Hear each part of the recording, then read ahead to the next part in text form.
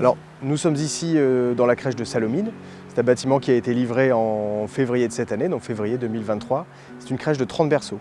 Pour le financement de la crèche, on sait que la région est un des plus gros donateurs en termes de subventions. Et en effet, on a pu le voir au moment de l'inauguration avec la visite de notre président de région. Alors, concernant les spécificités de cette crèche, on peut déjà noter qu'on est dans un site qui est assez exceptionnel parce qu'il y a des arbres qui sont splendides. Donc ça, c'est quelque chose qu'on a noté depuis le début.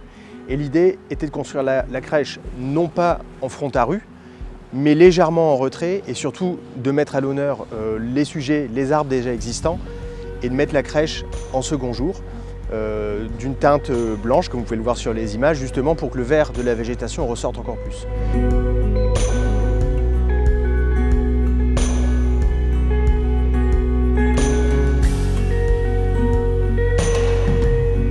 Par rapport au cadre, on va dire, technique de la révolution industrielle, REV 3, la crèche y répond par différents aspects. Le premier aspect, c'est déjà la conservation des arbres existants et le travail avec le paysagiste qui a permis de redensifier la végétalisation aux alentours, donc de favoriser la biodiversité.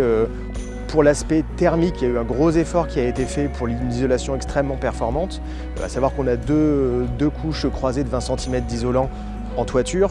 On a un isolant extérieur de 20 cm avec un isolant intérieur et des vitrages très performants. Ça nous permet déjà d'avoir une enveloppe optimisée en termes de déperdition.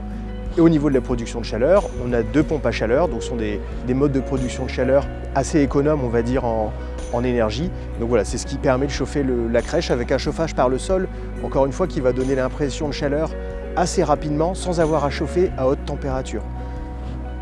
Enfin, le bâtiment par lui-même, effectivement, a été un peu impressionnant pour les équipes au démarrage et un peu pour les enfants, mais au fil des semaines, on y met nos marques. Les enfants y mettent un peu leur touche avec ce qu'ils peuvent faire en peinture, en dessin, en décoration. Et donc, non, ça se passe très bien.